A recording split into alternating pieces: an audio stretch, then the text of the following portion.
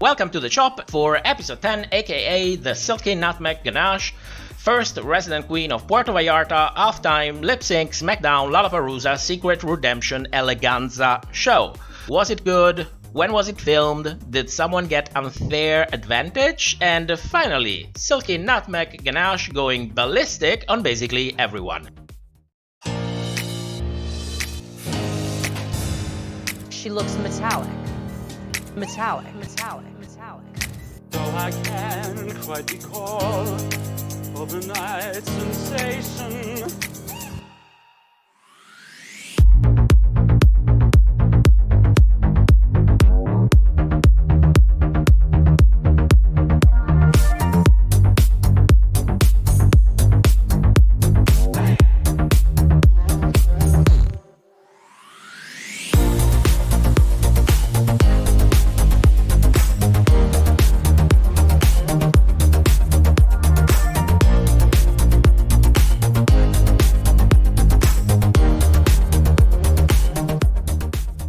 After episode 9, we are back here in the workroom because the game within a game is about to start, and it's going to be a series of lip sync battles. Now, how was this thing organized? Did anyone get unfair advantage? Because a lot of people have been saying that somebody, the resident queen, got some form of unfair advantage compared to the queens who had to lip sync immediately after getting eliminated.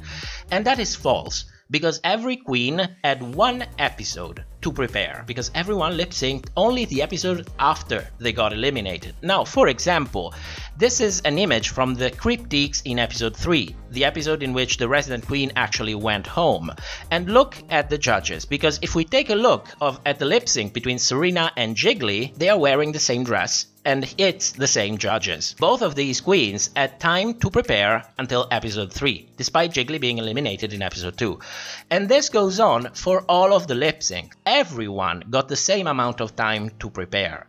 Now, since they lip synced the episode after they got eliminated, at the end, for lip sync number 7 and number 8, we have the same judges from episode 8. The resident queen and Pandora, they had to prepare an episode before, and both the resident queen and Eureka had to prepare, I think in 1 hour probably, for the second lip sync that was filmed during episode 9. Let's go quickly through the lip sync. First one, we have Serena versus Jiggly. Now, for me, Serena was much better, but we didn't get to see that much. Now, it's not that I didn't like Jiggly, but I think Serena did a better job. The problem is, as usual, camera angles, screen time, so by the end of the day, everybody was on board. Yes, Jiggly absolutely won.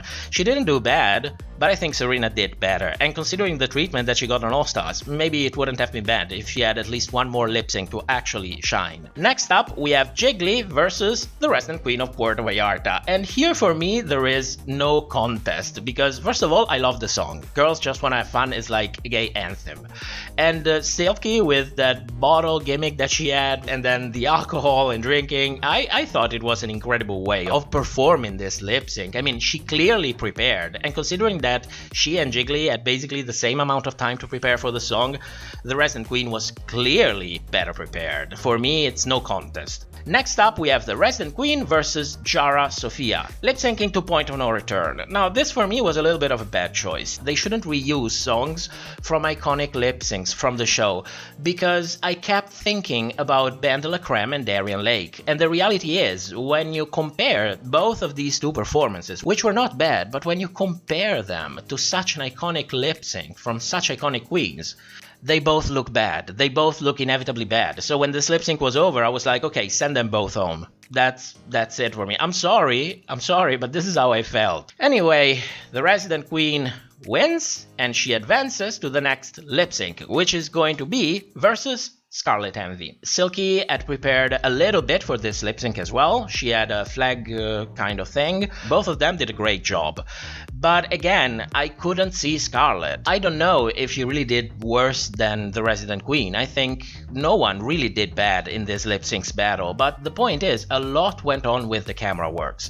I virtually saw nothing of Scarlet, and you know that I was really pumped up to actually see Scarlet again, because I'm a huge fan of Scarlet and I wanted to see more, but the camera kept going somewhere else. So at this point I'm asking, can we ever have a lip sync where we see both of the queens most of the time? time, because I get it that you have to push a little bit of narratives, but come on. Silky didn't do bad. She didn't need to have the favor of the camera. Anyway, the Resident Queen won the lip sync and she advances to the next lip sync SmackDown, this time versus Akeria, and Akeria is a no-show. And a lot of people have been commenting what happened there, because by contract she had to do it, and this is a little bit of an issue because a lot of people don't understand the difference between having something in a contract and actually enforce it and wanting to enforce it. And from what I've seen, despite the fact that World of Wonder doesn't force a lot of different things from the contract, forcing the queens to perform, it's something that we actually never really witness. On the contrary, we hear a lot of queens saying things, for example, they asked me for All Stars, but I said no, and nothing happened. And I don't think this was one of those things that was actually enforced. I think Akeria was simply, a lady, like the queen that she is, and said, you know what, I really don't want to. She is my friend, and it is how it is. I completely understand that. So the Resident Queen has prepared for this lip sync as well. And despite being no one on stage, she murdered everybody. She prepared a double outfit, both as a man and as a queen, to match with the song, which is Barbie Girl. I thought it was incredible. She really did a good job. And you know that on the personal level, I cannot stand the Resident Queen. But that shouldn't deter anyone from the fact that this was a very good lip sync, and I appreciate the fact that she prepared, because a lot of the queens took this thing a little bit too lightly. They didn't go in with all the guns. They didn't prepare enough, in my opinion, because even though a lot of people said Silky brought in a ton of gimmicks, and I'm like, yes, in a way, yes, but that's what production wanted. That's what the audience is responding to. I get it, that's not 100% of the lip sync, but she's also lip syncing. So I do appreciate the effort very much. I think she did a fantastic job. Luis Felipe, something's going on with the producers this season. In the past, if the queen decided to give up, I don't think they would let her explain herself. Yeah, I wish I could talk directly about all of that. You know what? I'm going to talk directly about all of that. You know how Viacom CBS is a corporation, right? They want to make money, right?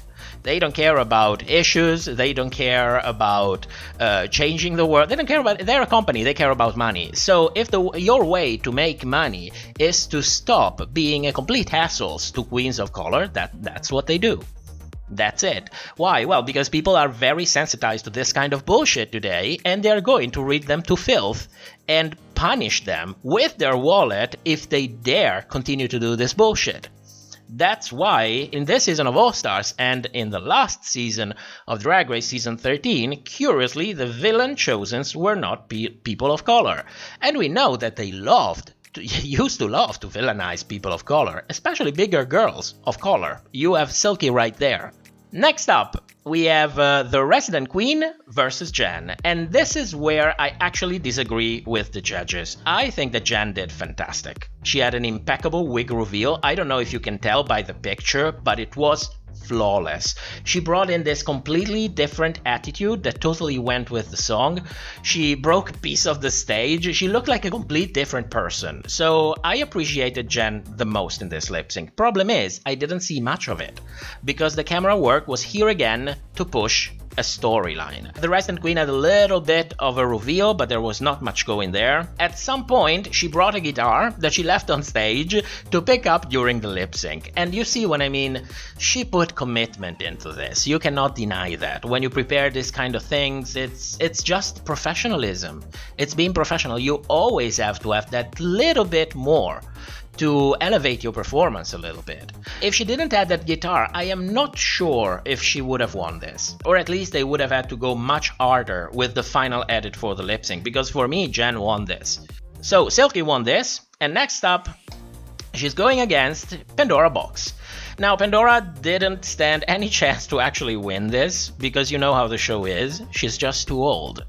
They like the idea of having older queens, but it seems like they don't really have any interest in, pushing them or recognize their talent. It's just the way the show is. I thought Pandora did a very good job, but the Resident Queen did a better job in this lip sync. Now, look at the judges. These are the judges from episode 9. And when she is going to lip sync against Eureka, it's going to be the same judges again, from episode 9 again. Now, something interesting happens during this lip sync. First of all, the song is Since You've Been Gone. I think it's a beautiful song. It can totally work for a lip sync. The problem with Silky, for me, is that even though she prepared a reveal, it came very late in the song. It felt like ages. And I want you to understand one thing. That whole part could have been edited out. The song is like 3.5–4 minutes long, but they didn't. And on top of that, after she had a wardrobe malfunction, we were immediately intercepted by the queens in the workroom clarifying for everyone that yes, she did have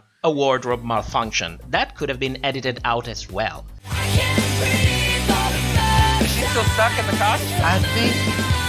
Hey, look, in case you missed it, Silky is having a lip sync malfunction. When this was over, I kind of realized, you know what, they're not really going to bring Silky back. It's going to be a Eureka. It's the decision that makes the most sense, especially because she didn't miss any episode, so it doesn't feel like she didn't really deserve to get to the top 4.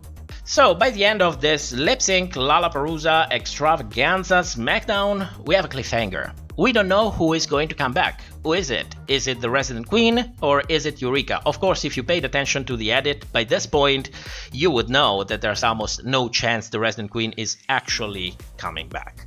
Now, to me, she did a fantastic job. Gimmicky, not gimmicky, whatever it is, you have to do what you have to do to get the job done. Be prepared, be professional, and entertain us. And that's exactly what she did.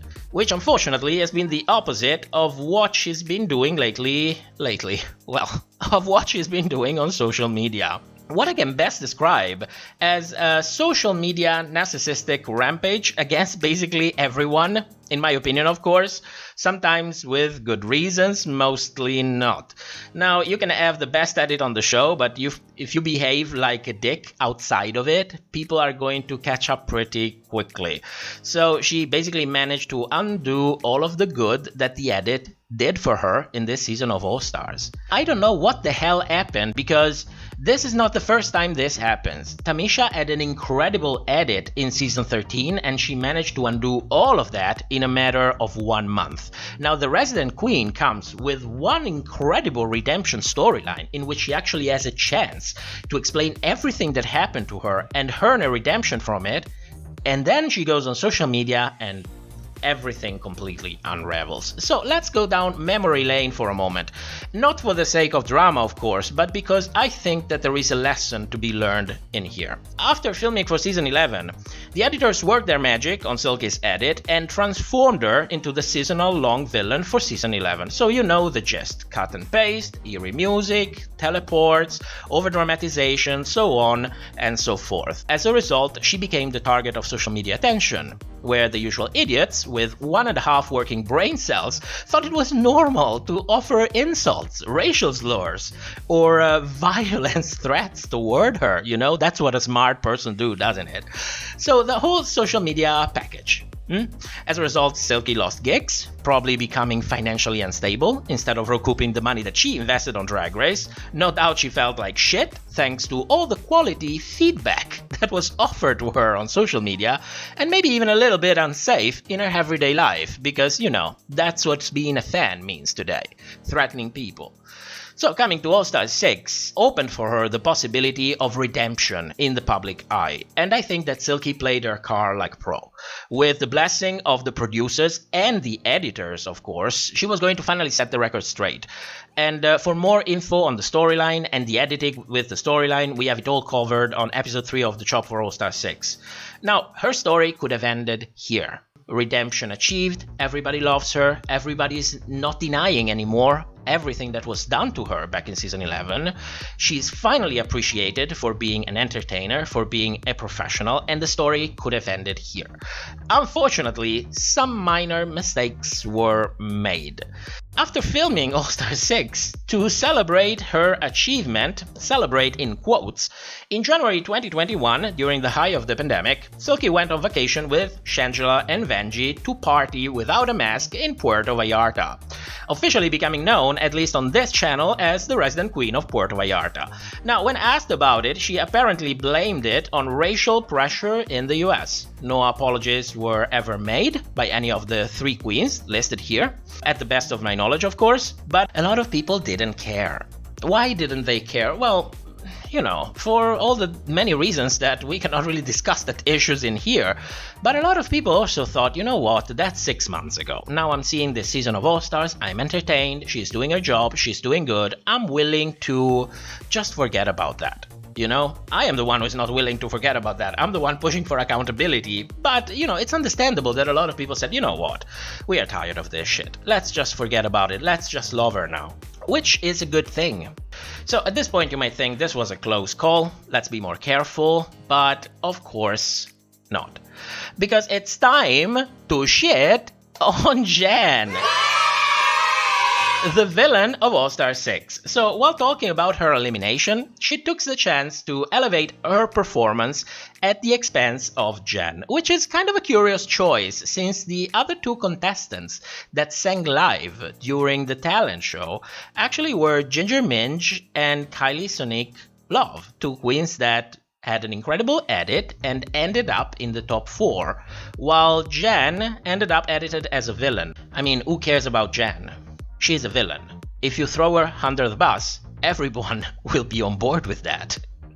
You know, those erudite people on social media will completely be on board with that. Despite Jan defending herself and calling out the edit, the resident queen doubled down, saying that of course she was not lying. So Jan provided more details to all of her performance. She talked about the backtrack, she talked about all of these technical things, and the issue was finally resolved behind closed doors.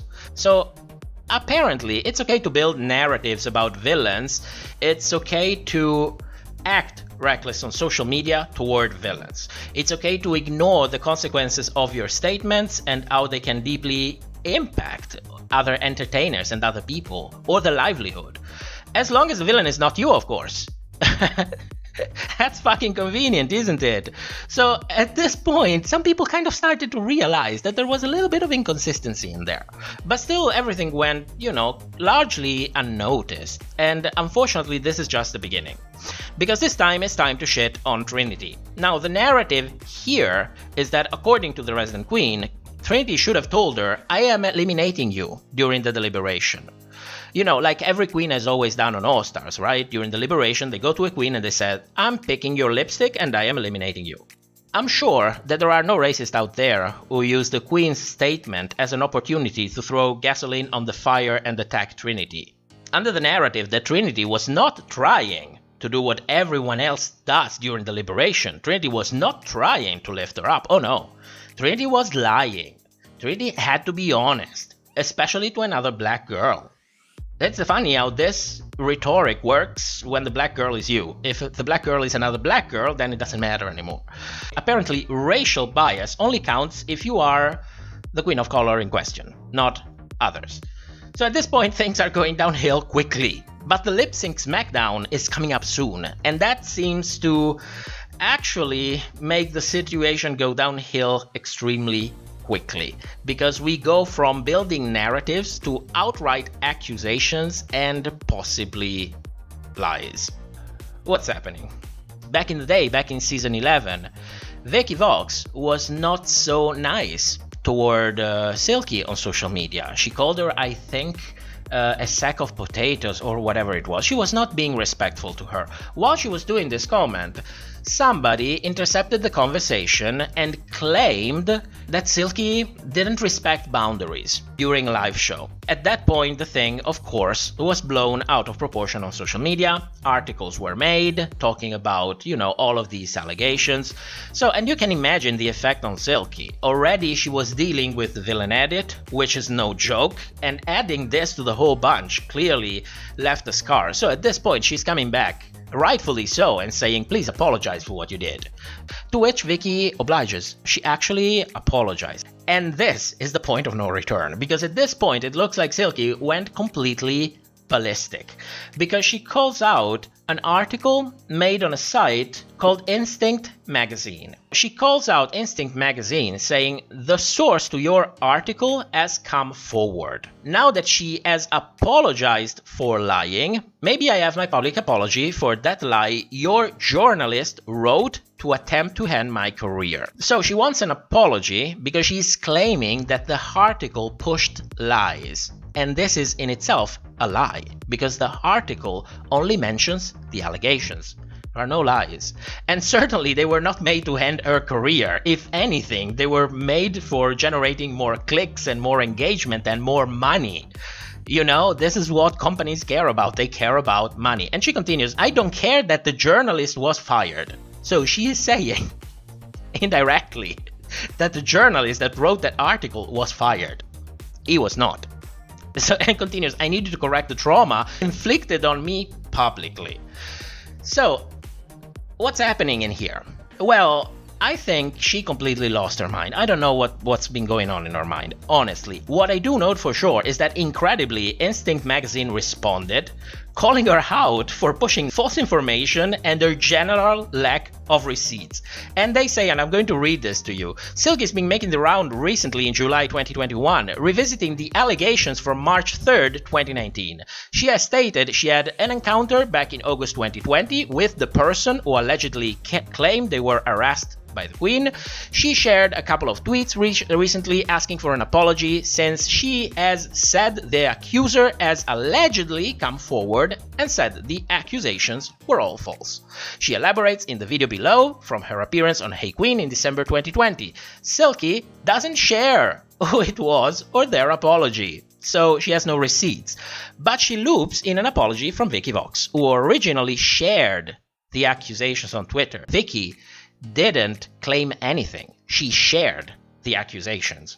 Now, the first tweet yesterday was similar to the one today, but today she's added an accusation that this was all magnified because of race.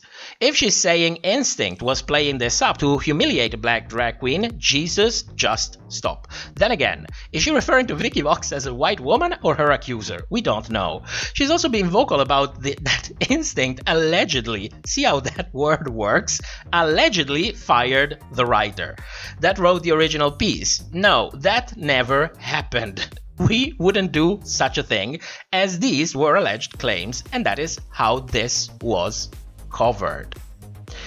So, yeah, it's a mouthful. It's a mouthful. This, for me, is where things get really ugly, because I do understand that there are a lot of people out there, mostly people on social media, who feel the need to push allegations as fact. This happens on YouTube as well. It happens on our comment section as well. People don't understand the meaning of allegation and go everywhere saying, oh, this happened and this happened. And you know, allegations are allegations. Facts are something else. Facts are something you can actually prove. Confuse the two and you'll find yourself in court. But you cannot really ask journalists, or people for that matter, to stop reporting allegations just because some other people on social media left their brain on the toilet. Reporting allegations in a clear and unbiased manner, as it was this article here, is not only a protected right as freedom of speech, it's also pivotal in helping victims to actually come forward. Imagine if no one reported the first allegations against Shitty Pie last year. Imagine if everyone went silent. Imagine if no one was talking about it. Would have others come forward? And if they did, no one would have talked about it. According to Silky's logic, you don't talk about allegations. So then no pressure would have actually built up against Shitty Pie, and probably she wouldn't even have admitted to anything. And you know what would have happened with the massive platform that she would have gotten after being on the top 4 of RuPaul's Drag Race Season 12?